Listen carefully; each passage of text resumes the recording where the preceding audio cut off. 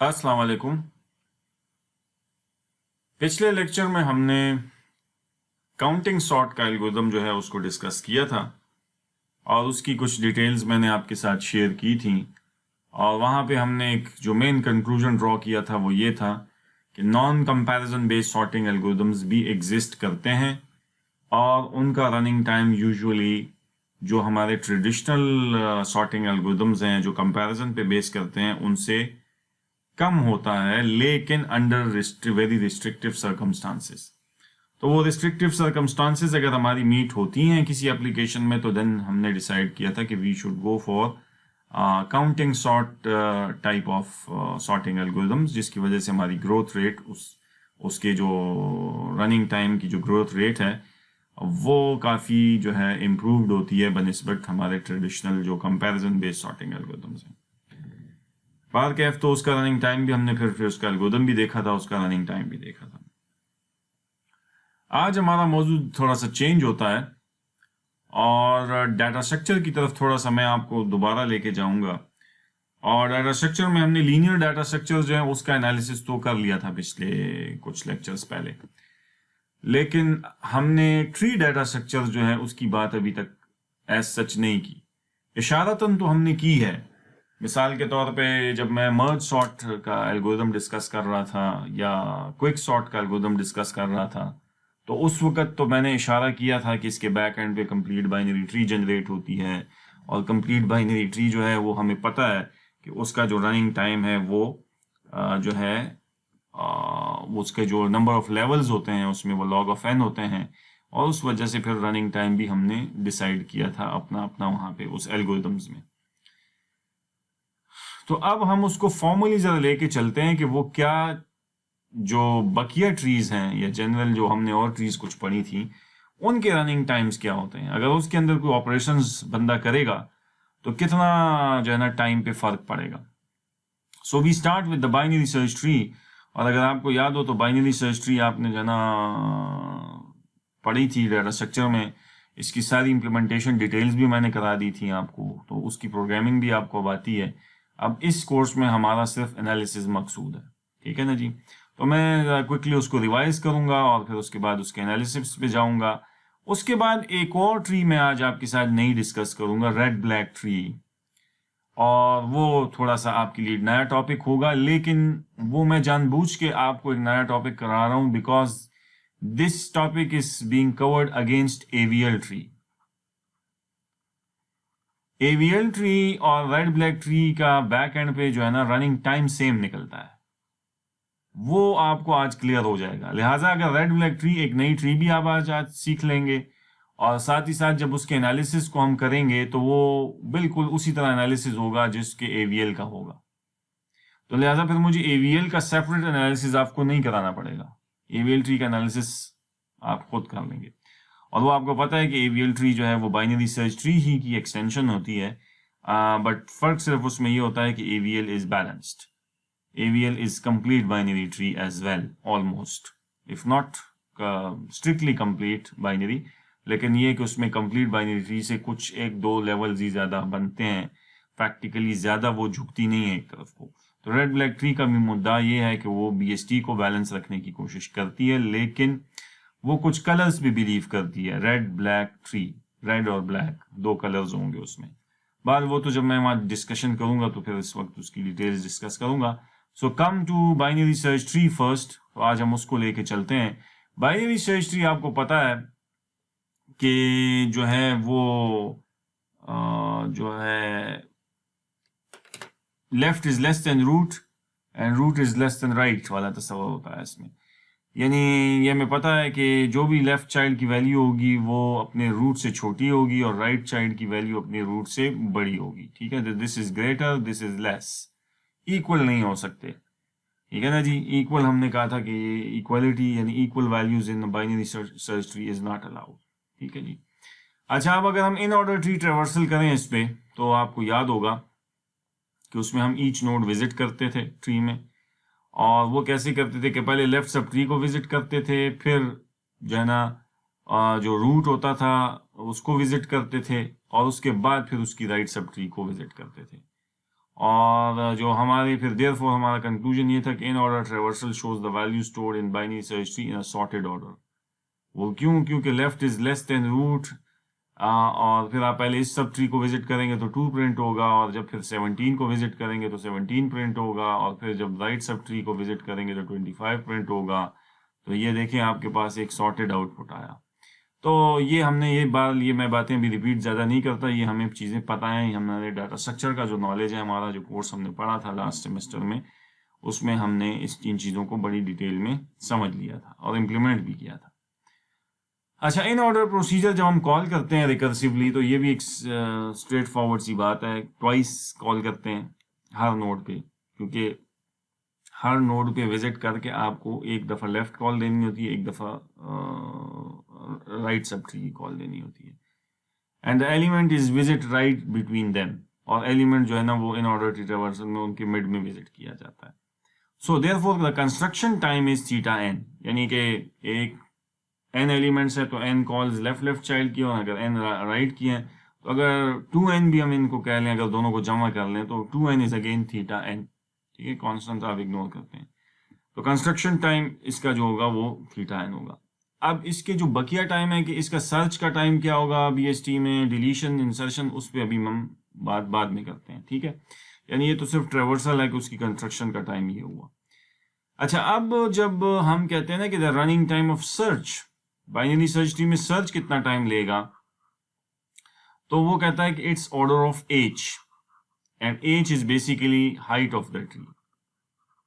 ठीक है, और therefore if the tree is balanced, तो अगर ट्री बैलेंस्ड है खुशकिस्मती से, जो कि नहीं होती है अमूमन binary search tree, and in its minimum height, यानी उसकी हाइट भी जो है ना मिनिमम है, यानी कि बैलेंस का क्या मतलब होगा कि अगर बाइनरी सर्च ट्री जो है ना, एक सूरत उसकी ये होगी कि वो उसमें ऐसे नोड्स होंगे, ठीक है ना जी, 18 और 17, तो ये अभी बैलेंस नहीं है, ये तो एक बिल्कुल एक लाइन में जा रही है लिंक लिस्ट की तरह से एक तरफ। लेकिन अगर एक इसी की हम जो है ना बैलेंस थोड़ी सी ट्री बना लें, तो लेट से वो 18 अगर है तो उसके लेफ्ट में 16 होगा, और लेट से 18 के राइट में जो है ना 20 होगा, और जनाब इसके राइट में 12 होगा, वगैरह वगैरह। ठीक है, तो ये ऑलमोस्ट इसके बाद अगर नेक्स्ट है तो ये it's a kind of a balance tree, यानी ये कंप्लीट बाइनरी ट्री CBT की तरफ जा रही है, जबकि ये ऐसा नहीं है। लेकिन ये है कि वो कहता है कि अगर ये बैलेंस होगी, ठीक है, फॉर एग्जाम्पल अगर बाइनरी सर्च ट्री में विद n एलिमेंट्स हो और n 1000 होगा, तो it needs about 10 comparisons for search operation. 10 क्यों? क्योंकि हमें पता है कि हम ये बात कर चुके हैं कि अगर कंप्लीट बाइनरी ट्री होगी तो इसमें फिर log ऑफ n लेवल्स होंगे। ठीक है ना जी, तो अगर आप log to the base let's say 10 अगर ले रहे हैं और 1000 ले रहे हैं, तो 10 की क्या पावर ली जाए कि 1000 आ जाए? 3, या 10 की पावर 3 होगी तो जाना 2, और अगर 2 log टू दी बेस 2 लें, क्योंकि हमें यहाँ log टू दी बेस 2 ही लेना चाहिए, क्योंकि ये तो यहाँ पे तो कुछ दो ब्रांचें बन रही हैं। ठीक है, दो सब प्रॉब्लम बन रहे हैं, तो log to the base 2 of 1000 आप लेंगे तो ऑलमोस्ट 10 बनेगा, क्योंकि 2 पावर 10 हमें पता है 1024 होता है ना, ये बराबर होता है। तो अगर n 1000 है और आप बेस 2 ले लें, तो तकरीबन 10 कंपैरिजंस करते हुए 10 कंपैरिजन में आपको एलिमेंट या मिल जाएगा या नहीं मिलेगा, क्योंकि ट्री बैलेंस है ना, और BST भी है, तो ज़्यादा आप रूट से कंपेयर करेंगे, अगर ग्रेटर है राइट जाएंगे, अगर छोटा है तो लेफ्ट जाएंगे, और इस तरह जिग जैग होते हुए आप जो है ना, चूंकि और CBT में टोटल लेवल जो है ना वो क्या है, 10 लेवल्स होंगे, 1000 एलिमेंट्स होंगे लेकिन 10 लेवल्स होंगे, क्योंकि CBT है। ठीक है, तो यानी पूरी तरह कंप्लीट है ये। तो जाहिर बात है कि इसमें जनाब जैसे इसमें अब 8 है ना, 7 हैं या 8 एलिमेंट्स है ना इस ट्री में, तो log to the base 2 of 8 का मतलब 3 है, तो इसमें 3 ही लेवल्स है ना इस ट्री में। तो आपको 3 ऑपरेशंस के अंदर एक कंपैरिजन, दूसरा कंपैरिजन, तीसरे कंपैरिजन के अंदर या हाँ या ना का जवाब मिल जाएगा, आइदर एलिमेंट इज देयर और नॉट। तो ये बेसिकली वो ये वाली बात जो है ना इधर जो है वो कर रहा है स्लाइड्स पे, कि विद n एलिमेंट्स तक अगर 1000 एलिमेंट्स होंगे तो इसको तकरीबन 10 ऑपरेशंस चाहिए होंगे एलिमेंट को सर्च करें, लेकिन ये सिर्फ उस सूरत में कि जब ट्री बैलेंस्ड होगी, यानी सीबीटी की तरह होगी। और अगर ट्री बैलेंस नहीं है, सीबीटी की तरह नहीं है, तो फिर ये उस वक्त ये मामला ऐसे नहीं होगा।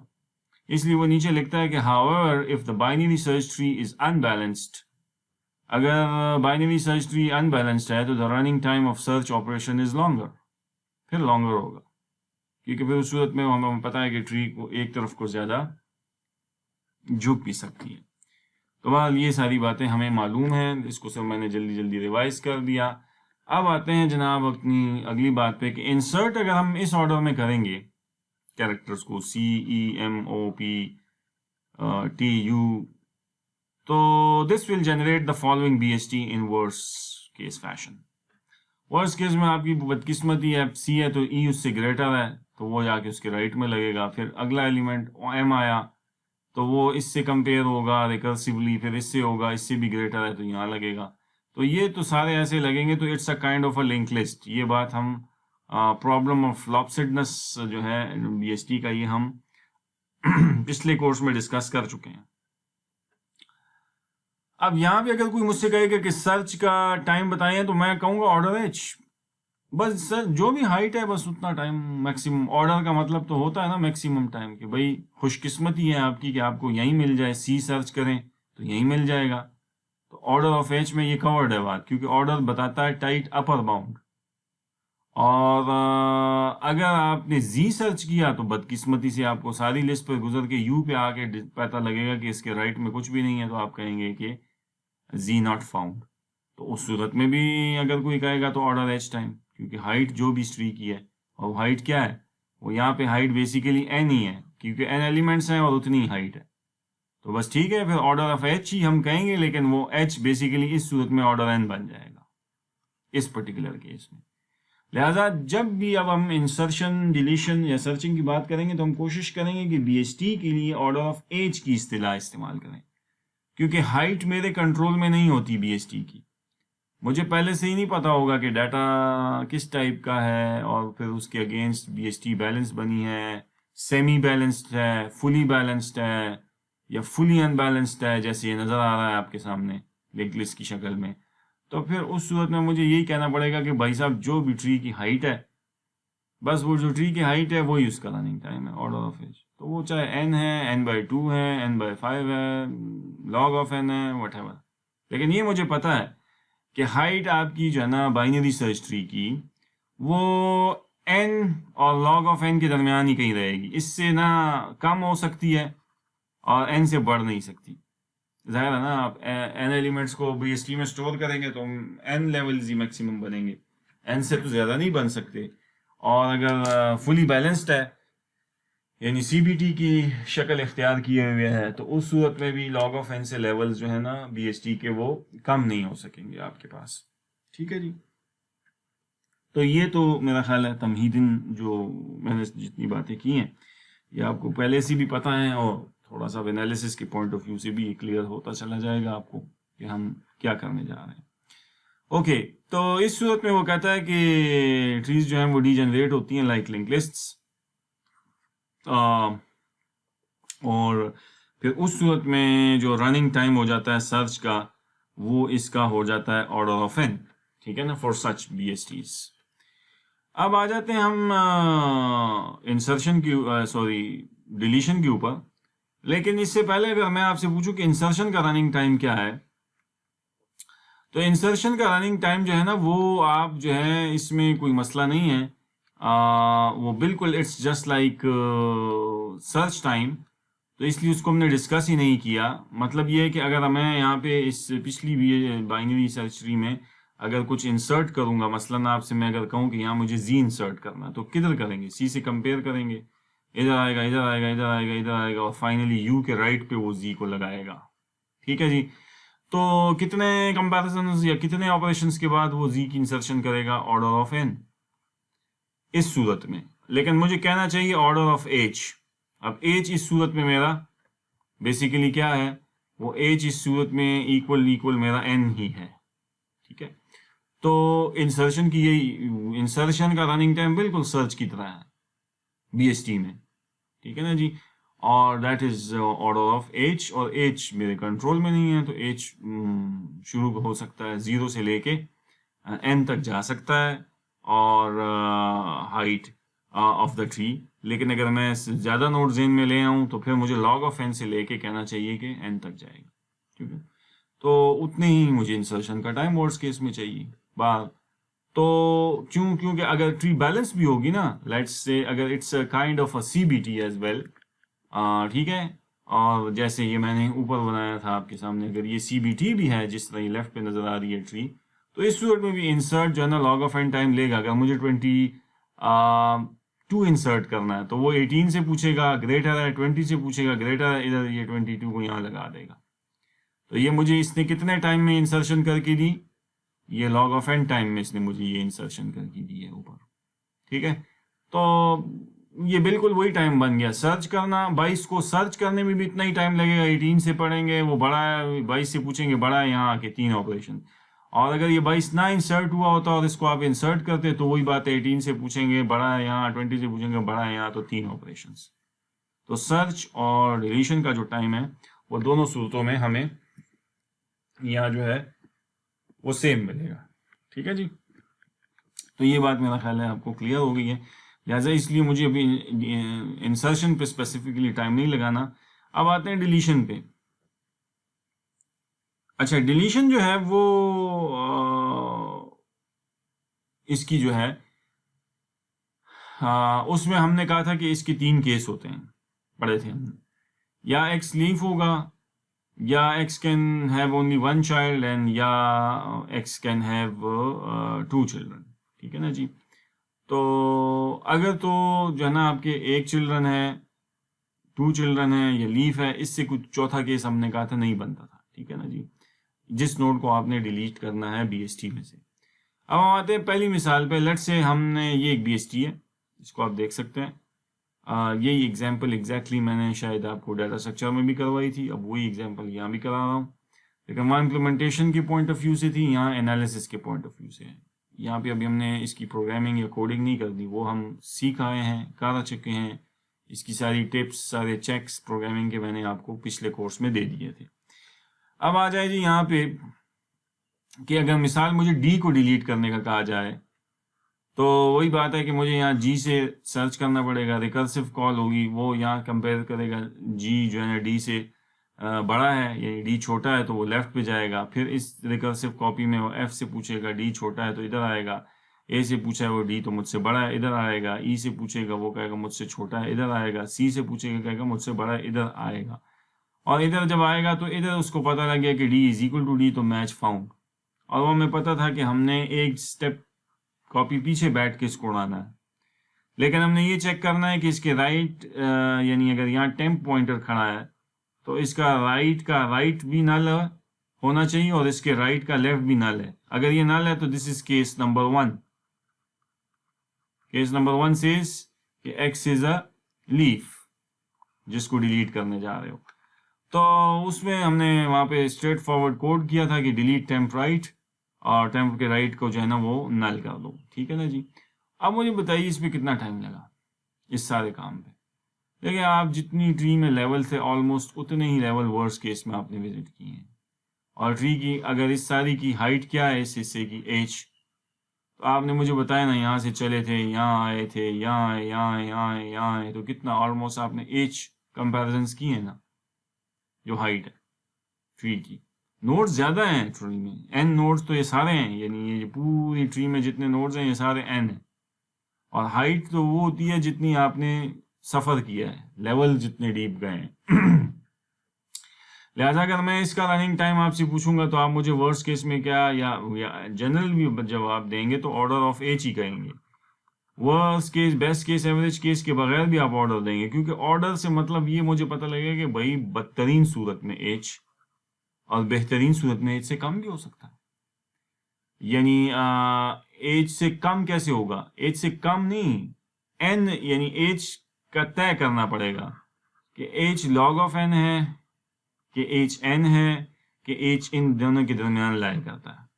ये तो हमें पता लग गया ना कि ये क्लोज इंटरवल है, हाइट log ऑफ n और कॉमा n इसके अंदर अंदर ही होगी, तो जो भी होगी उतने आपको मैक्सिमम ऑपरेशंस चाहिए, और खुशकिस्मती से आपकी हाइट से कम तब होंगे कि अगर आपको आई डिलीट करना होता। तो अब मुझे बताएं, हाइट तो इसकी ट्री की है 1 2 3 4 5 है लेट्स से, लेकिन 1 2 3 ऑपरेशन में ये डिलीट हो जाएगा। ठीक है, तो ऑर्डर ऑफ एज कहने में ये हमें फायदा हो जाता है कि मैक्सिमम तो जो हाइट है ट्री की उतनी लगेंगे, लेकिन मिनिमम उससे कम भी लग सकते हैं, कुछ कंपैरिजन आपके घट भी सकते हैं। तो आई को डिलीट करना, वो भी लीफ है, केस 1 है, उसको कंपेरिजन हाइट से कम लगेंगे और इसके कंपेरिजन पूरे हाइट के बराबर लगेंगे। तो लिहाजा आप ऑर्डर ऑफ एज के सेफ हो जाते हैं ऑर्डर का लफज लगा के कि भाई मैं तुम्हें अपर बाउंड बता रहा हूँ, जो हाइट है वो अपर बाउंड उसका जो है ना वो एज है, जितनी भी हाइट होगी तो उतने तो वर्स्ट केस में ऑपरेशन लगने ही लगने हैं किसी नोट को डिलीट करने में, लेकिन इससे कम भी लग सकते हैं, जो कि मैंने आई और डी की मिसाल आपको दे के दी है। ठीक है, और फिर इंटरवल क्या है तो वो भी मैंने बता दिया है कि अगर ये ट्री खुशकिस्मती से आपकी बैलेंस्ड होती, कंप्लीट बाइनरी ट्री जैसी होती, तो फिर तो एज आपका log ऑफ n होता। और अगर ये ट्री जो है ना इसके अंदर बदतरीन सूरत इख्तियार कर जाती, लॉपसेडनेस का शिकार हो जाती, तो फिर उस सूरत में एज आपका n के बराबर होता। तो ये सारी बातें मेरा ख्याल है अब आपको जो है ना समझ आती हैं कि what I want to exactly say. ठीक है ना जी, तो ये अभी मेरा ख्याल है आपको ये चीज़ें क्लियर है। ठीक है, अच्छा जी, तो अब आ जाते हैं, थोड़ी सी बात आगे आगे करते हैं कि केस नंबर 2 पे आ जाए। केस नंबर 2 ये होगा कि इस ट्री में मुझे कोई कहे कि आप ई को डिलीट करें, यानी इस नोड को उड़ाएं। तो ये अब वो वाला केस है जो आप कह रहे थे कि x has got only 1 child. तो देखें अब यहाँ ई का एक ही चाइल्ड है, लेफ्ट राइट इसका पॉइंटर नल है। ठीक है, तो अब इसको डिलीट करने के लिए क्या करेंगे हम, तो वही बात है कि जो है इसको पहले सर्च करना पड़ेगा। ठीक है, तो सर्च कैसे होगा, यहाँ आएंगे, इधर से ई जो है ना इससे छोटा है यहाँ आएगा, ए से ई बड़ा है यहाँ आएगा, और यहाँ मैच फाउंड होगा। अब यहाँ टेम बैठ के क्या करेगा कि वो ये पूछेगा इससे कि तुम्हारा लेफ्ट नल है या राइट नल है। अगर दोनों नल है तो केस 1 है, अगर लेफ्ट और राइट में से कोई एक नल है तो ये केस 2 है। फिर तो ये मेरे पास केस नंबर 2 बनता है। यहाँ उस सूरत में क्या है कि जो साइड नल है उसको छोड़ दो, और जो साइड नल नहीं है उस ए के उस राइट पॉइंटर को या लेफ्ट पॉइंटर जिसके भी जनाब ब्रांच है उसको जनाब तुम उसके राइट में वो सी ले आओ और इसको बीच में से उड़ा लो। ठीक है ना जी, तो ये सिचुएशन जो है ना हमारे पास डिलीशन के बाद ये बन जाएगी। ठीक है, लेकिन इस सूरत में भी अगर मैं आपसे पूछूं कि रनिंग टाइम आपका क्या है, तो आप मुझे जवाब दे सकते हैं कि सर इस सूरत में भी running time order of h ही है ना, क्योंकि मैक्सिमम तो जो हाइट है उतना ही मुझे फिर जाना पड़ेगा। मसलन मैं आपको कहता के डिलीट करो, तो के डिलीट करने के लिए तो आपकी ये टोटल हाइट, ये सारी हाइट है, ठीक है ना, लेट्स से ये सारी हाइट है, तो ये के आखिरी लेवल से एक लेवल ही ऊपर है ना, तो आप h-1 हाइट -1 लेवल तक तो इस के को जाके सर्च करेंगे ना, फिर इसको उड़ाने के लिए कुछ काम करना पड़ेगा। तो आप क्या समझे कि h-1 is order of H, क्योंकि ये लोअर ऑर्डर टर्म्स और मल्टीप्लिकेटिव कांस्टेंट डिलीट हो जाए तो पीछे एच रह गया, तो इसका भी running time order of H ही निकलेगा। ठीक है, यानी केस नंबर 2 भी ऑर्डर ऑफ एच ही होगा। हाँ, वो वाली बातें अपने जेहन में रखें कि आप खुशकिस्मती के एच आपका log fn हो जाए और कम हो जाए, हाइट उसकी बहुत कम हो जाए, खुशकिस्मती आपकी कि वो पहली लेवल पे मिल जाए वगैरह वगैरह, तो उससे मुझे बहस नहीं करनी, वो आपको पता है। ऑर्डर क्या है कि मैं मैक्सिमम या टाइट अपर बाउंड आपको दे रहा होता हूँ, ऑर्डर कहने का मतलब ये होता है। तो मैं ये नहीं कह रहा होता कि कितना तेज हो जाएगा या कितना स्लो रहेगा या कितना दरमियान में रहेगा, ये सारी बातें मैं नहीं छेड़ रहा। ठीक है ना जी, वो हमें अंडरस्टूड है कि हाँ जी होगा तो ऐसे ही इवेंचुअली, केस टू केस ये चलेगा, डिपेंड करेगा कि हम जो है किस केस में बैठे हैं। ठीक है जी, अच्छा जी, तो बाल अब थर्ड केस पे आ जाते हैं। थर्ड केस भी अगर आपको याद हो तो उसमें मैंने दो बातें की थी, दो एल्गोरिथम हमने डाटा स्ट्रक्चर के कोर्स में डिस्कस किए थे कि if you want to delete an element जो है फ्रॉम BST जिसके 2 चाइल्ड हो, तो उसके लिए हमने सक्सेसर और प्रीडिसेसर का एक मेथड स्टडी किया था। मैं उसको जस्ट टू रीकैप थोड़ा क्विकली रिवाइज करता हूँ, और बाकी हमने उसकी इम्प्लीमेंटेशन कर ली हुई थी, लेकिन उसको अगर किसी जहनों से कुछ निकल गया होगा तो मैं उसको रिवाइज करके फिर रनिंग टाइम पे आता हूँ। रिवीजन ये है कि मिसाल के तौर पे मैं अगर J को डिलीट करूंगा तो ये केस नंबर 3 बनेगा ना, ये वाला, कि जनाब X हैज़ 2 चिल्ड्रन। अब इसको कैसे डिलीट किया जाए? तो इसको डिलीट करने के लिए जनाब अब हम आते हैं कि जनाब ये J है, इसके दोनों चिल्ड्रन हैं, और कोई आपसे कह दे कि J ही को डिलीट करना है इस ट्री में से, तो हमने एक तरीका पढ़ा था कि हमने कहा था कि J का इमीडिएट सक्सेसर ढूंढो जो उसके बाद आता है, और वो इसकी राइट सब ट्री में पड़ा होगा। ठीक है, इमीडिएट सक्सेसर हमने कहा था कि एक दफा राइट जाओ, ओ J से बड़ा है, लेकिन O के लेफ्ट में जितने भी नोड होंगे वो O से छोटे होंगे लेकिन J से बड़े होंगे। तो जब O से छोटे होंगे तो जितना लेफ्ट जाओगे वो उतना छोटा होता चले जाओगे, और जहां पे लेफ्ट नल हो जाएगा तो बस हमने कहा था कि ये गारंटी है कि J का इमीडिएट सक्सेसर इस ट्री में K है, या इन अदर वर्ड्स हमने कहा था कि इसकी राइट सब ट्री में सबसे छोटा एलिमेंट J का सक्सेसर होगा, क्योंकि J के सक्सेसर में तो ये सारी राइट सब ट्री है ना। अब इस सारी राइट सब ट्री में सबसे छोटा एलिमेंट कौन है? K है, लेकिन वो J से बड़ा है, तो इमीडिएट सक्सेसर कौन हुआ? J का, K हुआ। वो पड़ा कहाँ होता है? वो हमने बात की थी कि वो एक राइट जाके लेफ्ट लेफ्ट लेफ्ट लेफ्ट जाए।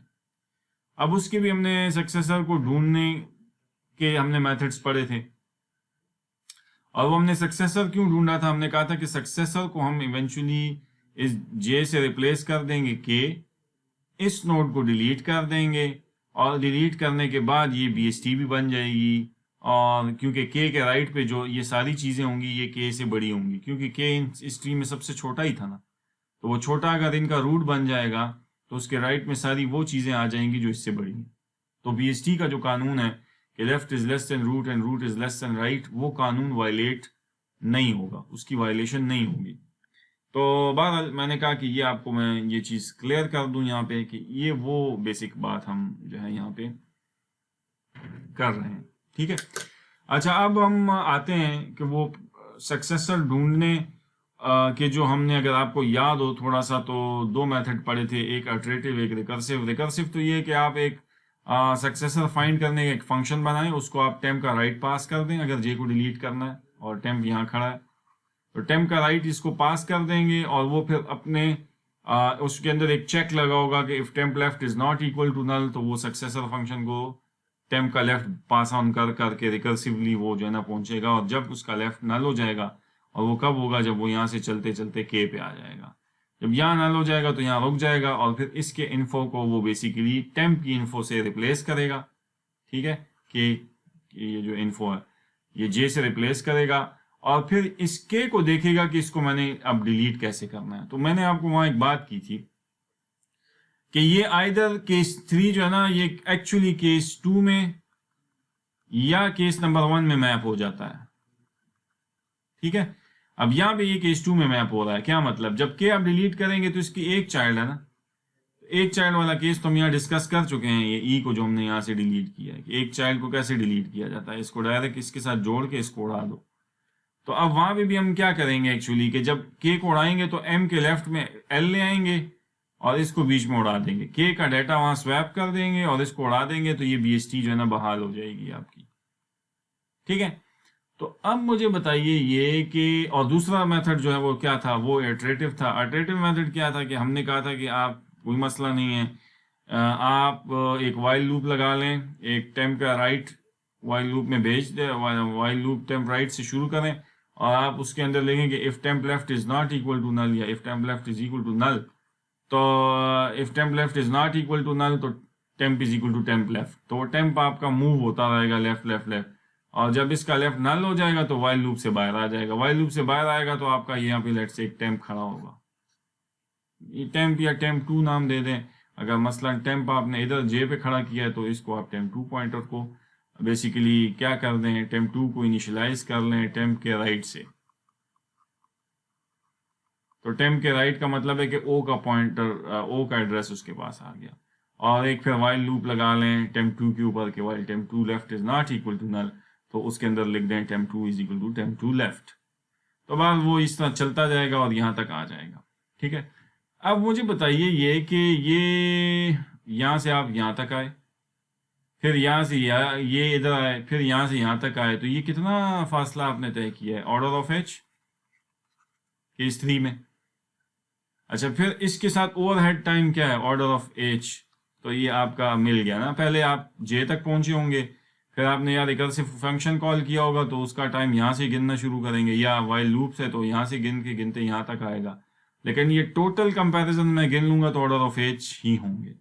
अच्छा, ऑर्डर ऑफ एच जमा इसमें वो टाइम जो ओवरहेड टाइम थोड़ा कि ये के को उससे रिप्लेस करेंगे जे से और इसको डिलीट करेंगे, लेकिन ये टाइम कांस्टेंट होगा, ये आपको पता है। ये टाइम कांस्टेंट होगा, ये फिक्स नंबर ऑफ ऑपरेशंस होंगे कि या आप इसके लेफ्ट में के लेफ्ट पे एक पॉइंटर खड़ा करके इसको उड़ा के इसके लेफ्ट में एम के लेफ्ट में एल ले आएंगे और उसका डाटा वहां स्वैप कर देंगे। ये 3-4 लाइनों का कोड होगा। तो 3-4 लाइनों का कोड विदाउट एनी लूप, वो ऑर्डर थीटा ऑफ 1 या ऑर्डर 1 होगा। Order of H plus theta of 1 is again order of H, dominate कर रहा है। लिहाजा इस सारे किस्से का जो है ना खुलासा ये है, या इस सारे किस्से का टाइम क्या है कि जनाब आपने इसमें जनाब भी इसका रनिंग टाइम भी आपका ऑर्डर ऑफ एच होगा। ठीक है, तो ये जनाब the computing time for delete and insert, उसने कहा कि जनाब आपका दोनों सूरतों में ऑर्डर ऑफ एच निकलेगा। और ऑर्डर ऑफ एच का मतलब उसने कहा कि क्या है, कि मतलब ये कि इट डिपेंड्स कि एच आपका क्या है। एच आपका जो ना हमने कहा था एन हो सकता है वर्स्ट केस में, और बेस्ट केस में एच लॉग ऑफ एन हो सकता है, क्योंकि लॉग ऑफ एन से लेवल कम नहीं हो सकते। हाइट जो है ये हाइट की रेंज है, हाइट इससे नहीं हो। हाँ, जब ऑपरेशन करेंगे तो उसका टाइम लॉग ऑफ एन से भी कम हो सकता है, क्योंकि अगर आपको क्विकली बाई चांस जी ही सर्च करना का कहा जाए और जी मिल जाए, तो ये तो लॉग एन लेवल आपने सफर नहीं तय किया, या एन लेवल तक सफर तय नहीं किया, वो वहीं मिला, वहीं आपने काम किया और डिलीट कर दिया। मतलब ये कि एक सूरत सिचुएशन ऐसी तो हो सकती थी ना कि आपका जनाब ये वाली जो ट्री राइट पे जो बनी हुई है, इसमें आपको 12 सर्च करने का कहा जाए और 12 ही आपको रूट पे मिल गया, तो आपने क्या किया? आपने कहा जी ये तो रूट भी है, और आपने कहा 12 इन्फो भी है, बस आपने कहा कि root is equal to root right, इधर रूट यहाँ खड़ा कर दिया और डिलीट जो है ना टेम्प, यानी टेम्प को आपने रूट पे खड़ा किया और कैसा खत्म। तो आप तो पूरी height of the tree visit ही नहीं किया आपने, बड़े मजे से आपने एक ऑपरेशन के अंदर जो ना काम कर लिया। तो बाद वो आपका बेस्ट केस सिनेरियो है, मतलब आप खुशकिस्मती है आपकी कि आप जो है उस तरह से अगर आपको मिलता है। सो that's it, that is all about BST। तो BST का जो मसला है वो हमें पता है कि BST अदरवाइज तो बड़ी अच्छी ट्री है, क्योंकि जिग जैग होते हुए सर्चिंग बड़ी तेज हो जाती है, बट इसमें वो जो गारंटी है ना वो नहीं मिलती हमें। वो क्या गारंटी कि ट्री बैलेंस नहीं होगी, ये मतलब एक मसला है और जो है, और वो मसला बड़ा सीरियस है, क्योंकि वो सीरियस सिवेरिटी उसकी इख्तियार अगर हो जाए तो फिर मुसीबत बन जाएगी कि फिर आप उसको कैसे कहेंगे कि जनाब ये ट्री जो है आइडियल है, क्योंकि वो जब लॉबस्टेडनेस का शिकार होती है तो फिर तो उसका रनिंग टाइम बदतर हो जाता है, बिल्कुल लिंकलेस जैसा हो जाता है। तो उसके लिए अगर आपको याद हो, हमने जना पिछले कोर्स में AVL ट्री पढ़ी थी, ठीक है ना। AVL ट्री जो है ना वो मैं वहाँ पे अभी रिवाइज तो नहीं करा सकता आपको, लेकिन मोटा मोटा आपको याद होगा वहाँ पे एक बैलेंस का फैक्टर होता था।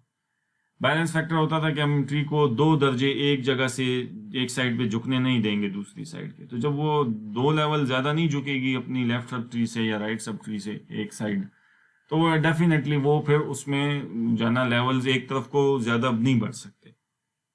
तो वो हमने वहां पे उसके केसेस भी डिस्कस किए थे, इम्प्लीमेंटेशन भी डिस्कस की थी, और आई होप कि आप लोगों में से जो है ना उसको लोगों ने, मैक्सिमम लोगों ने इम्प्लीमेंट भी किया होगा। लेकिन अब हम उसकी जो ब्यूटी है ना जो AVL की, वो क्या थी कि वो BST को बैलेंस बना देती है। तो बैलेंस BST दोहरे फायदे दे देती है, एक तो बाइफर्केशन, जिगजैग यानी सर्चिंग तेज, और लेवल कम कर दिए ट्री में आपने तो और सर्चिंग तेज, ठीक है। अब वही काम हम यहाँ पे एक नई ट्री से आज लेंगे जिसका नाम है रेड ब्लैक ट्री। और रेड ब्लैक ट्री भी वो कहता है कि this is a BST basically with extra bit of storage per node and that's its colour. Colour हमें उसका भी साथ में मेंटेन करना होगा कि इसका कलर क्या है, which can be either red और ब्लैक, ठीक है ना जी। तो कोई भी कलर हो सकता है। And red black tree are one of the many search tree schemes that are balanced. तो ये भी बिल्कुल ट्री को क्या बनाएगा, ऑलमोस्ट CBT बनाएगा। तो जब CBT बनाएगा तो इसके और AVL के एनालिसिस में फिर कोई फर्क नहीं रह जाएगा, ठीक है। तो AVL का एनालिसिस, क्योंकि AVL में याद हो आपको लेफ्ट रोटेशन राइट रोटेशन का तस्वर तो था, तो वही तस्वर इसमें भी है, लेकिन ये वो कलरिंग पे थोड़ा चलता है और फिर रोटेशंस करता है। तो अगर रोटेशंस का टाइम हम यहाँ डिसाइड करेंगे तो वो वही होगा जो कि फिर AVL में भी होगा। लिहाजा वी शुड नॉट गो, जो है ना कहना चाहिए ना, repeat the same stuff again, कि मैं इसके बाद आपको AVL दोबारा कराऊँ और फिर वो यही टाइम जो है उसका निकले।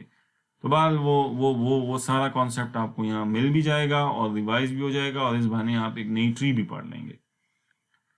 अच्छा, और बैलेंस ये करता ही है तो फिर ये गारंटी करता है AVL की तरह कि basic dynamic set of operation take order of log of n time. क्या मतलब, ये भी फिर अब गारंटी करेगा कि आपके जो बेसिक ऑपरेशन है ना, सर्च, डिलीट, इंसर्ट, ये सारे टाइम जो होंगे ना, ये order of log of n में चले जाएंगे, ठीक है जी। तो order of log of n, तो फिर बहुत it's very good, order n से तो आप बच गए, बदतरीन सूरत जो BST की है। तो अब ये कैसे करता है, अब आते हैं इस की जो है ना डेफिनेशन पे, रेड ब्लैक ट्री है क्या चीज़, कैसे काम करती है।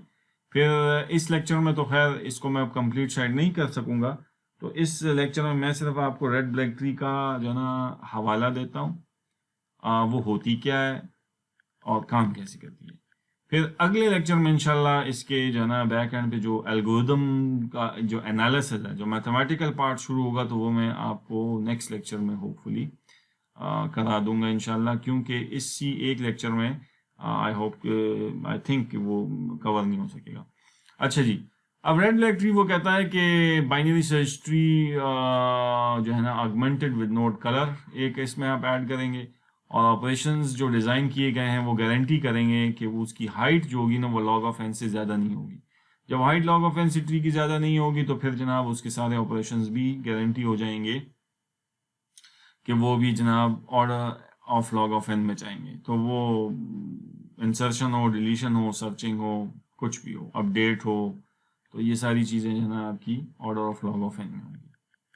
अच्छा, अब रेड ब्लैक ट्री की कुछ प्रॉपर्टीज आपने पहले पढ़नी होगी, और ये 5 प्रॉपर्टीज हैं जो आपके जहन में 24 घंटे होनी चाहिए रेड ब्लैक ट्री के हिसाब से, और जब तक ये नहीं होंगी तो आपको रेड ब्लैक ट्री की वर्किंग नहीं समझ आएगी। तो ये आप इसको रट लें, याद कर लें, 2-4 दफ़ा आप पढ़ लेंगे तो आपको खुद ही याद हो जाएंगे। मतलब इसमें सिर्फ ये तीसरी और चौथी प्रॉपर्टी ज़रा समझने की है, जो कि थोड़ी अभी मैं आपको डिटेल में समझाऊंगा।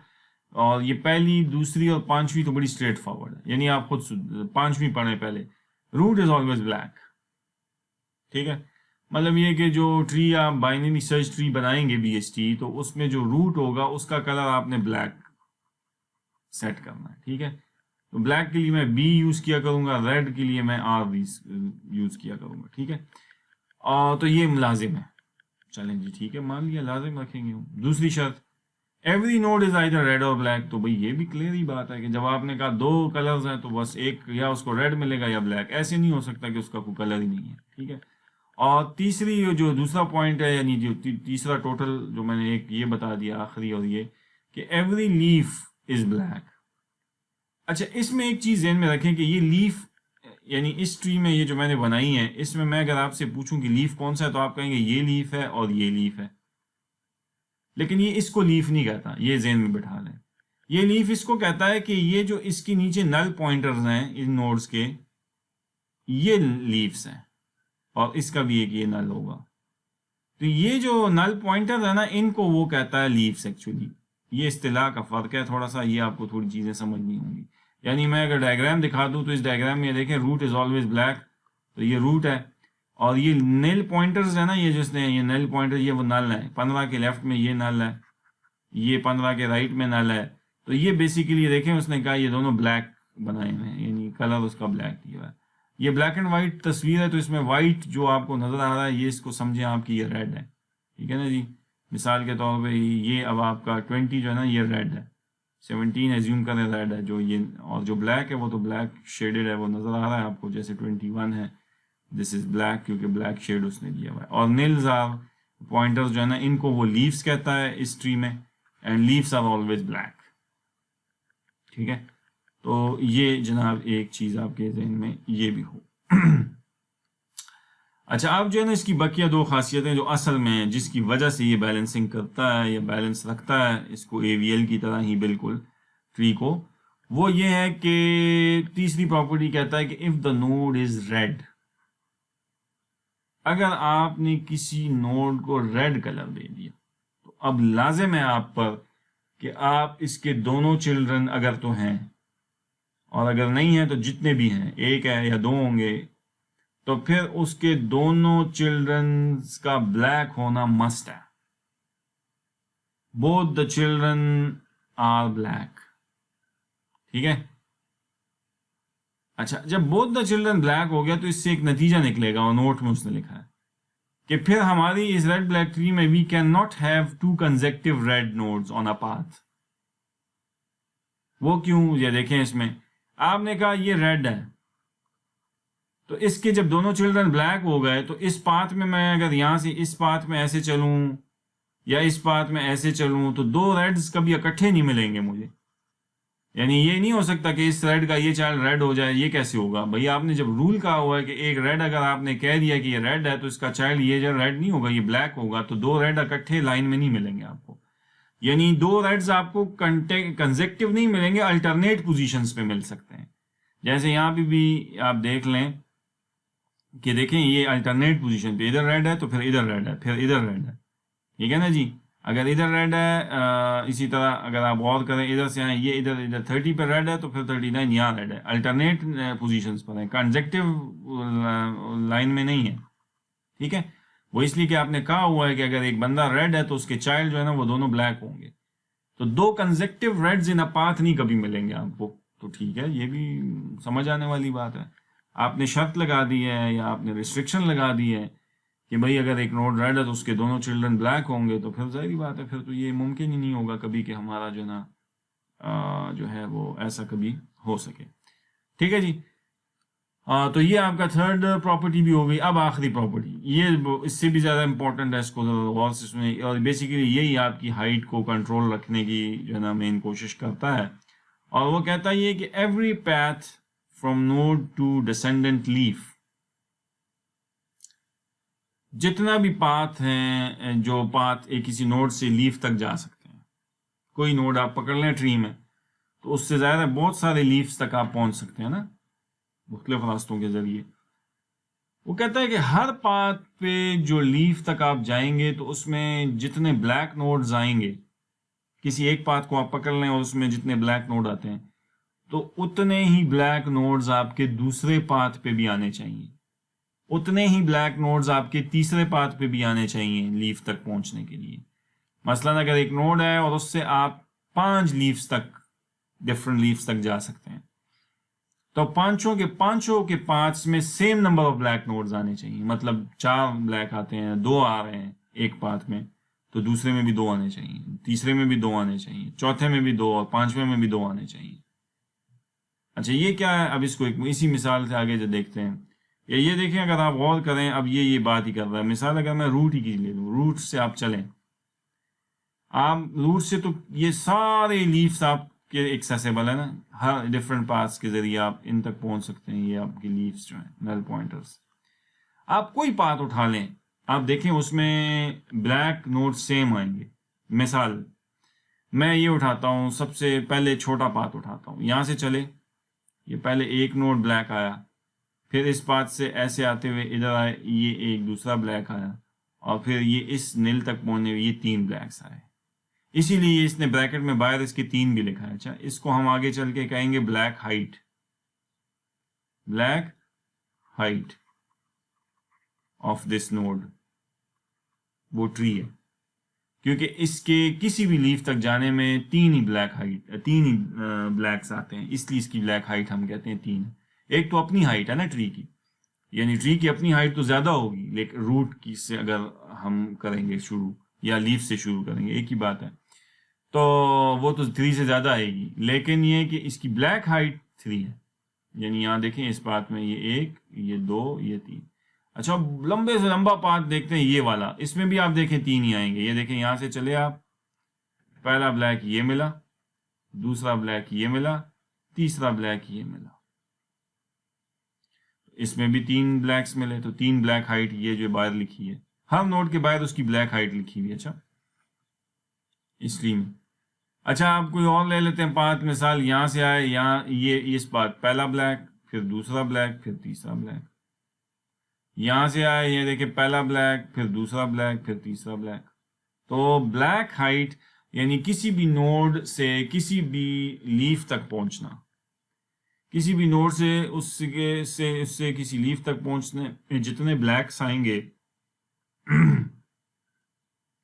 उतने ही ब्लैक्स आपको दूसरी जगह भी आएंगे।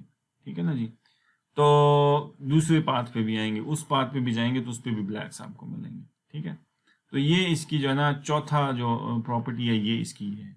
तो मेनली अगर आप देखें ना इसमें प्रॉपर्टी नंबर 3 और 4 जो है ना, बस वो आपने उस पर फोकस करना होगा, बाकी तो आपको आसान है।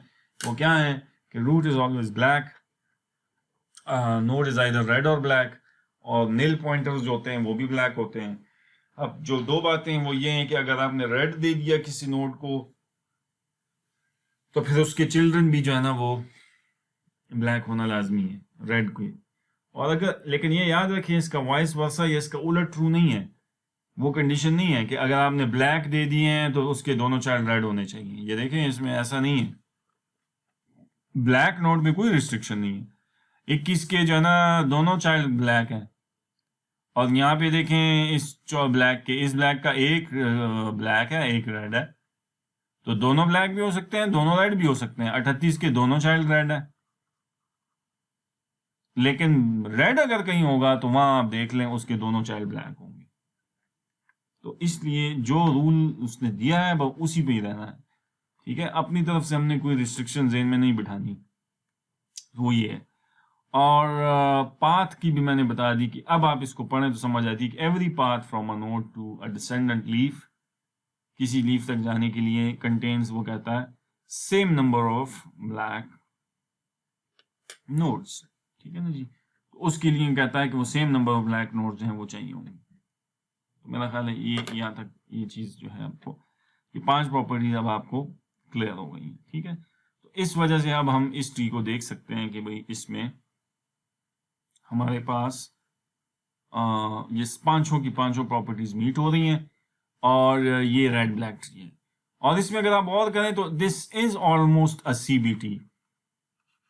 ये देखें इसमें है ना, पहला लेवल पूरा है, दूसरे लेवल में भी नोड है, तीसरे लेवल में ये है, चौथे लेवल में देखें कुछ इधर, चौथा लेवल में इधर आके सिर्फ मिल रहा है, और ये 5वां और 6ठा और 7वां, यानी इधर चौथा और तो अगर इसमें अगर CBT होती तो ये लॉग ऑफ एन, ये नील्स अगर आप निकालते हैं वेल निकाल लें, नहीं है तो डाल लें, लेवल में गिन लें, तो लॉग ऑफ एन जो लेवल होंगे उससे या 3 या +2 करना पड़ेगा, या 1 या 3 ऐसे 4 इस तरह। लेकिन इवेंचुअली वो लेवल जो होंगे ना वो करस्पॉन्ड करेंगे लॉग ऑफ एन को ही। इसका क्लेम ये है कि इसको वो ज़्यादा झुकने नहीं देगा, और वो वैसे भी बात समझ आती है। जो आपने चौथी प्रॉपर्टी डिस्कस किया ना, ये बड़ी इसको रिस्ट्रिक्ट करेगी। जब आप कहते हैं same number of black nodes आने चाहिए, तो भाई same number of black nodes आप यहाँ से मिसाल ये देखें कितना बड़ा पाथ है इसमें, और इधर इधर इस पाथ को देखें, इसमें सिर्फ 2 है और बस फिर 1। अब इधर अगर नया नोड इंट्रोड्यूस होगा तो पाथ बढ़ेगा, तो भाई उधर सवाल उठेगा कि इसको रेड, इसको आप ये 3 का रेड है तो 3 के राइट में मतलब 4 लगेगा, तो इसको रेड देना पड़ेगा आपको, सॉरी ब्लैक देना पड़ेगा, क्योंकि 3 इज रेड। अब गजब बन जाएगा, अब आपकी ब्लैक हाइट यहाँ खराब हो जाएगी, तो आप क्या करेंगे? यही वो बातें हैं कि यहाँ भी फिर हम बाद में कुछ रोटेशंस का तस्वर लाएंगे, क्योंकि अदरवाइज ट्री को रोटेट किए बगैर ये बैलेंस नहीं रहेगी, फिर तो ये BHT की तरह ही चलेगी। तो इसलिए वो ये जो चौथी रिस्ट्रिक्शन है ना और तीसरी रिस्ट्रिक्शन, ये ऑटोमेटिकली ये चीज़ें इंश्योर करेगी कि आपकी ये जो ट्री है ना ये रेड ब्लैक ट्री ही रहे, यानी ये बैलेंस ही रहेगी। ठीक है, तो बार वो तो आगे जब मैं आपको इंसर्शन डिलीशन इसमें सिखाऊंगा मोस्ट प्रोबेबली नेक्स्ट लेक्चर में, और फिर एनालिसिस हम इसका जब करेंगे तो फिर हमें ये चीज़ें और भी क्लियर हो जाएंगी। अच्छा जी, अब आ जाएं आप ब्लैक हाइट। तो वो मैंने इशारा तक कर दिया था कि ब्लैक हाइट जो है बाहर लिखी हुई है, और ये क्या होता है, किसी भी अपना कलर उसमें नहीं गिना जाता। ये 3 का मतलब ये है कि इसका अपना भी ब्लैक है, लेकिन आपने इससे नीचे जाते हुए जो है ना पाथ में एक ब्लैक मिला, एक ये मिला और एक ये नील मिला, तो 3 आपने गिन के ये लिखा है। इसका अपना कलर भी ब्लैक है तो वो नहीं गिना। ब्लैक हाइट जब आप निकालेंगे तो अपने कलर को छोड़ के नीचे, तो अपना रेड है या ब्लैक है व्हाटएवर है, इससे हमें नहीं लेना देना, उससे नीचे कितने ब्लैक्स आ रहे हैं। तो वो अब उसकी तारीफ कर रहा है कि black height is the number of black nodes on any path from but not including a node x. वो अपना नोड का जो कलर है ना उसको इंक्लूड नहीं करना, जिस एक्स नोड का आप ब्लैक हाइट निकालने जा रहे हैं। और ब्लैक हाइट को हम डिनोट करेंगे बी एच ऑफ एक्स। मसलन अगर ये पिछले नोड में अगर मैं कह दूं ना कि ये एक्स है, तो ये नोड एक्स है यानी x41 नंबर नोड, तो मैं अब आपसे पूछूं कि बी एच ऑफ एक्स क्या है यानी ब्लैक हाइट ऑफ एक्स, तो वो 2 है। ठीक है, 2 कैसे है कि इधर से एक ब्लैक ये मिला और इधर से इधर दूसरा ब्लैक ये मिला। किसी भी पाथ पे चले जाएं इधर ब्लैक 2 ही मिलेंगे, किसी भी पाथ पे यहाँ चले जाएं तो ब्लैक 2 ही मिलेंगे। तो B H of X is equal to 2, यानी या इस तरह कहें कि B H of 41 is equal to 2। ये भी ठीक है कि 41 नंबर नोड जो है ना उसकी जो ब्लैक हाइट है वो 2 है आपके पास। तो बाल ये आपको समझ आ गई कि हम इसको डिनोट करेंगे इससे। That is all descending paths from node have the same number of black nodes. अच्छा, we define the black height of red black tree to be the black height of its root. पूरी tree की अगर मैं black height पूछ रहा हूँ, यानी node x मेरा रूट ही है, तो वो बेसिकली पूरी ट्री की ब्लैक हाइट रिप्रेजेंट कर रहा है, क्योंकि 3 से ज्यादा किसी की ब्लैक हाइट नहीं हो सकती, क्योंकि वो सबसे ऊपर दूर तो वो ही बैठा है ना लीफ से। तो रूट की यानी black height of root is 3, या मैं कहूं कि black height of tree is वो भी 3, और या मैं कहूं कि ब्लैक हाइट ऑफ 26 तो वो भी 3। ये तीनों एक ही बातों के नाम है। अच्छा, ब्लैक हाइट ऑफ रूट का मतलब भी है कि भाई रूट पे जो बैठा है उसकी क्या हाइट है, आप कहते हैं 3। ब्लैक हाइट ऑफ रूट इस तरह black height of a tree लिख के कहते हैं ट्री, तो रूट उसका रिप्रेजेंटेटिव होता है, क्योंकि root is the handle of this data structure.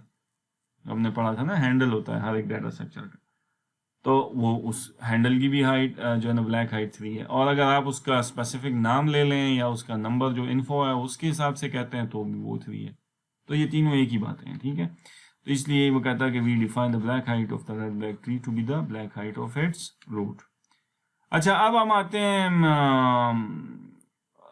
थोड़ा सा इसके जो है ना कुछ इसके मुताल्लिक कुछ बातें हैं जो करनी है हमने, और फिर मैं इस लेक्चर को बस वाइंड अप करता हूँ थोड़ी सी इस पर डिस्कशन करके, और यहाँ से फिर इस डिस्कशन से मैं आपका नेक्स्ट लेक्चर फिर ऑनवर्ड जो है वो शुरू करके उसका जो एनालिसिस और उसके इंसर्शन डिलीशन के टाइम्स रेड ब्लैक ट्री के वो क्या हैं, जो कि हमने क्लेम किया है कि it is suppose to be order of log of n, तो वो कैसे हैं वो हम इस पे बात करेंगे। ठीक है, अच्छा जी, अब सबसे पहले वो कहता ये है कि सवाल करता है एक आपसे, what is the minimum black height of a node with height h। यानी वो कहता ये है कि अगर तो मिनिमम ब्लैक हाइट किसी नोड की है, ठीक है, मतलब वो कह ये रहा है कि एक नोड है जिसकी हाइट h है। ठीक है, हाइट आप बेशक यहां से गिन लें, किसी साइड से गिन लें, रूट से गिनते हैं या लीफ से गिनते हैं। ठीक है, मसलन मैं मिसाल करता हूं कि इस तरह एक ट्री बनाते हैं और सॉरी ये राइट है ये लेफ्ट है, इसका कर लें चलें। और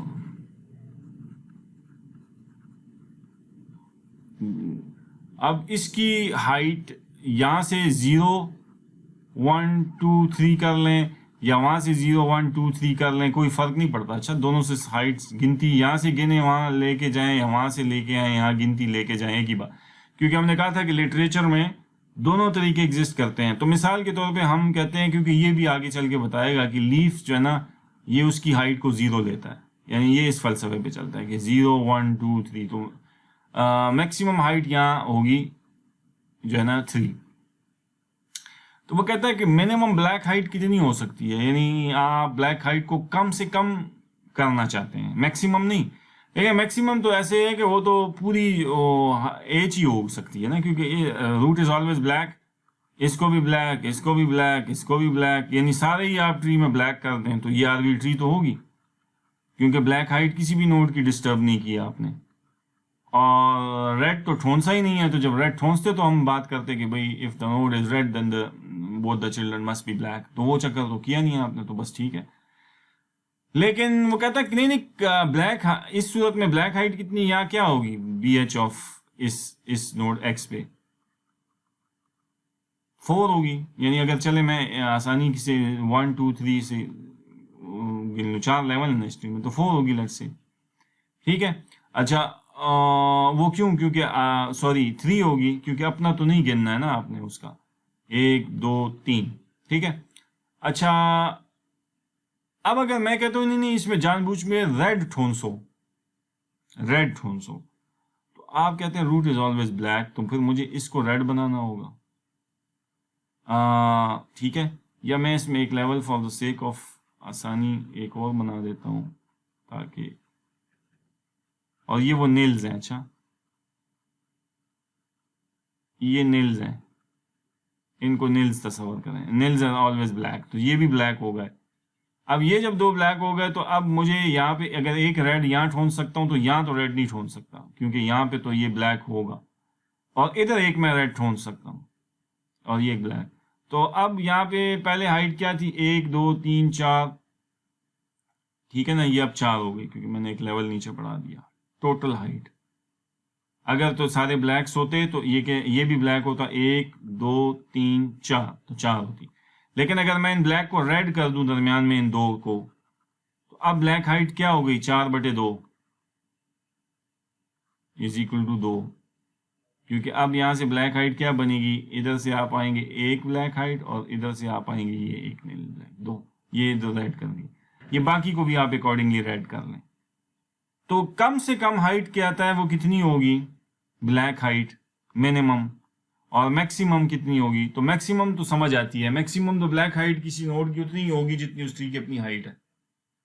लेकिन मिनिमम कितनी होगी, तो जाहिर है फिर मिनिमम ब्लैक हाइट के लिए मुझे ट्री में रेड ठोंसने पड़ेंगे, क्योंकि उस रेड जितने ज्यादा ट्री में ठोंसूंगा मैं उतनी ब्लैक हाइट कम होगी, क्योंकि ब्लैक हाइट में क्या गिना जाता है नंबर ऑफ ब्लैक्स, रेड तो नहीं गिने जाते, ठीक है ना। इस ट्री में देखें ना, जब ब्लैक हाइट आप गिन रहे थे रूट पे तो क्या कर रहे थे आप, नंबर ऑफ ब्लैक्स गिन रहे थे, ये नहीं गिना था इसका कल, ये गिना था 1, ये गिना था 2 और ये गिना था 3, तो जिसकी वजह से आपने ये 3 लिखा था। तो अब मुझे बताइए ये कि इस साइड से अगर या आपने ब्लैक हाइट 3 के बजाय ये 1 2 3 4 5 6 भी तो हो सकता था ना अगर ये सारे ब्लैक होते, ठीक है, और इसकी हाइट भी 6 होती अपनी भी, और ब्लैक हाइट भी 6 होती। लेकिन अब 3 क्यों है 6/2, क्यों, क्योंकि आपने मैक्सिमम रेड ठोंसे हुए हैं इसमें, एक ये रेड है, एक ये रेड है, एक ये, और मैक्सिमम इसलिए कह रहा हूँ कि इससे ज्यादा रेड आप इस पाथ में ठोंस नहीं सकते, क्यों, क्योंकि फिर वो रूल वायलेट होगा, दो कंसेक्टिव रेड्स आ जाएंगे इस पाथ में। इस पाथ में आप देखें, इस पाथ में आप इन 1 2 और ये 3 इससे ज्यादा रेड ठोंस ही नहीं सकते, क्योंकि अगर एक रेड यहाँ डालेंगे तो फिर ये इधर रूल वायलेट होगा कि इसका चाइल्ड रेड नहीं हो सकता, अगर आप इधर रेड डालेंगे तो फिर इसका रूल वायलेट होगा, और नील को तो आप रेड वैसे ही नहीं कर सकते, तो इसका मतलब है मैक्सिमम ये 3 रेड ही आ सकते हैं। 3 रेड आने का मतलब है कि एक रेड एक ब्लैक, एक रेड एक ब्लैक, एक रेड एक ब्लैक, एक रेड एक ब्लैक, यानी एक छोड़ के एक। तो क्या मतलब हुआ, h/2, यानी जो टोटल उस ट्री की, उस नोड की हाइट है, मिनिमम जो है ना ब्लैक हाइट कितनी होगी, यानी कम से कम करें ब्लैक्स को, तो आप कहें h/2 से कम नहीं कर सकते, क्योंकि h/2 से कम करने का मतलब है कि फिर आपको रेड ज्यादा करने पड़ेंगे, और रेड ज्यादा हो नहीं सकते, आधे रेड हो सकते हैं किसी पार्ट में, क्योंकि अल्टरनेट पोजीशन पे रेड आ सकता है, कंजेक्टिव पे तो फिर रेड की इजाजत नहीं होती। यही तो वो बात उसमें हमने यहाँ पे पढ़ी थी कि no can not have two consecutive reds on a path. जब जब दो नहीं रेड हो सकते तो इसका मतलब क्या है कि फिर जनाब आपकी ब्लैक हाइट जो है ना वो भी h/2 से कम नहीं हो सकती। तो ये वो आपके इस सवाल का जवाब है कि आपकी जो ब्लैक हाइट होगी, height h node has a black height greater than or equal to h/2, यानी h/2 तो कम से कम हो सकती है अगर आप मैक्सिमम रेड्स डाल लें, और अगर आप रेड्स कम करते हैं तो ब्लैक का चाइल्ड ब्लैक हो सकता है, उस पर कदगन नहीं है। तो h/2 से लेके आपकी h/2 से लेके आपकी क्लोज्ड इंटरवल से लेके h तक आपकी जो है ना you can say black height हो सकती है किसी ट्री में किसी नोड की, ठीक है। कम से कम h/2 होगी, इसीलिए तो ग्रेटर और इक्वल टू लिखा है, यानी इक्वल टू h/2 और या ग्रेटर का मतलब है कि h तक वो जा सकता है। h से तो डेफिनेटली नहीं एक्सीड कर सकता ना, पूरी दुनिया ही h है, h हाइट, इससे क्या आप बाहर आगे जाएंगे। तो आई होप कि ये सवाल आपको समझ आ गया होगा कि वो पूछना क्या चाह रहा है कि भाई what is the minimum black height of a node with height h। अगर हाइट h है तो ब्लैक हाइट कम से कम h/2 होगी, ज्यादा से ज्यादा h हो सकती है, ठीक है जी। अच्छा जी, अब वो कहता है कि root has a maximum height. मैंने अभी कहा ना कि इस ट्री की जम्पशन, वो ये लिटरेचर में उस जम्पशन पे चलता है कि ये कहता है ये कि जो रूट होता है ना उसकी मैक्सिमम हाइट होती है, यानी वो नील से चलेगा, यानी इस ट्री की हाइट अगर वो निकालेगा तो इसकी हाइट 0 है, इस लेवल की, सॉरी इस की, फिर इसकी 1 है, फिर इसकी 2 है, फिर इसकी 3 है, इसकी 4 है, इसकी 5 और इसकी 6, यानी 0 फिर 1 फिर 2 3 4 5 और 6 लेवल पे ये है, ये इस तरह से चलता है। तो इसलिए वो आगे कहता है कि root has a height starting from leaf, ठीक है ना जी। Root has a maximum height, और वो लीफ कैसे, लीफ से स्टार्ट करता है, यानी लीफ इज एट लेवल 0, ठीक है। और फिर वो कहता है कि सिमिलरली जब लीफ लेवल 0 पर है तो फिर उसकी हाइट भी 0 है, अगर उसकी हाइट भी 0 है तो फिर उसकी ब्लैक हाइट भी 0 है। और भाई ब्लैक हाइट तो उसकी 0 ही होगी ना, ब्लैक हाइट तो किसी नोड से नीचे कितने ब्लैक्स आ रहे हैं वो गिने जाते हैं, तो लीफ के नीचे तो कुछ है ही नहीं, लीफ की अपनी हाइट 0 है तो उसकी जो है ना ब्लैक हाइट भी फिर 0 हो गई, ठीक है। और फिर वो कहता है कि ये अब हम एक बेस केस बना के एक थ्योरम है जिसको हम डिस्कस करेंगे, और वही मैं इस थ्योरम को ही फिर मैं पढ़ा भी आपको देता हूँ कि कहता ये क्या है, लेकिन इसकी जो है ना इसका प्रूफ और इसकी जो है ना मैथमेटिकल डिटेल्स वो इंशाल्लाह फिर अभी लेक्चर क्योंकि वक्त ख़त्म हो रहा है तो उसको मैं इंशाल्लाह अगले लेक्चर में फिर कवर करूँगा, क्योंकि वो बात फिर पूरी नहीं हो पाएगी इस लेक्चर के अंदर। तो वो थ्योरम अब एक है कि वो कहता है कि red black tree with n internal nodes has height less than or equal to 2 log of n plus 1।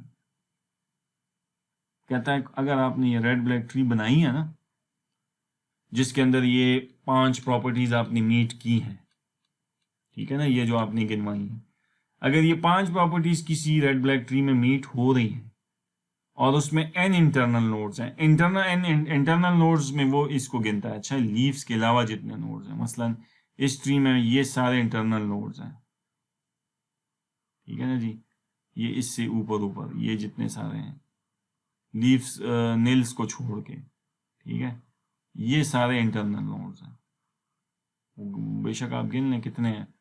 तो ये सारे इंटरनल नोड्स की, इंटरनल नोड्स वो इनको कहता है इंटरनल नोड्स, और एक्सटर्नल नोड्स वो कहेगा इसको, ये जो जितने नील्स हैं, ठीक है, ये एक्सटर्नल है, आउट ऑफ दैट ट्री है, यानी कि ये एक्चुअली कंक्रीट नोड्स नहीं है, ठीक है। तो वो कहता है कि एक थ्योरम ये कहता है कि a red black tree with n internal nodes has height, always कहता है उसका अपर बाउंड इस हाइट का ये होगा, ठीक है। और उसने कह भी दिया कि internal nodes doesn't include leaves, उसमें लीव्स नहीं होते, जो मैंने अभी आपको ये पीछे तस्वीर में दिखा दिया कि इधर सॉरी जो है ना लीव्स जो है ना आपके नहीं है, ठीक है ना जी। यानी इस ट्री में ये देखें, ये लीव्स जो मैंने आपको दिखाया कि इसमें ये लीव्स नहीं है शुमार इंटरनल नोड्स में, ठीक है जी। तो वो कहता है ये है कि ये इस हाइट के लिए अपर बाउंड ये होगा। अच्छा, तो इसका इन अदर वर्ड्स अगर ये थ्योरम साबित हो जाए, जो कि इंशाल्लाह हम कर लेंगे साबित, तो जब एज का रेड ब्लैक ट्री की हाइट एज से रिप्रेजेंटेड है और उसका अपर बाउंड ये है, तो मुझे बताइए ये कि इसमें मैक्सिमम ग्रोथ रेट का फंक्शन कौन सा है? ये नहीं है लॉग ऑफ एन।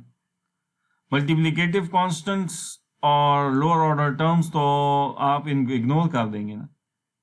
यानी ये आप देख लेना कि h इज इक्वल टू, जब मैं कहता हूँ order of log of n है, तो ये बिल्कुल ऐसी है ना कि h should be less than और इक्वल टू लॉग की क्या डेफिनेशन है ऑर्डर की? c log of n। तो c की जगह आपका 2 है, लॉग ऑफ n की जगह लॉग ऑफ n प्लस 1 है।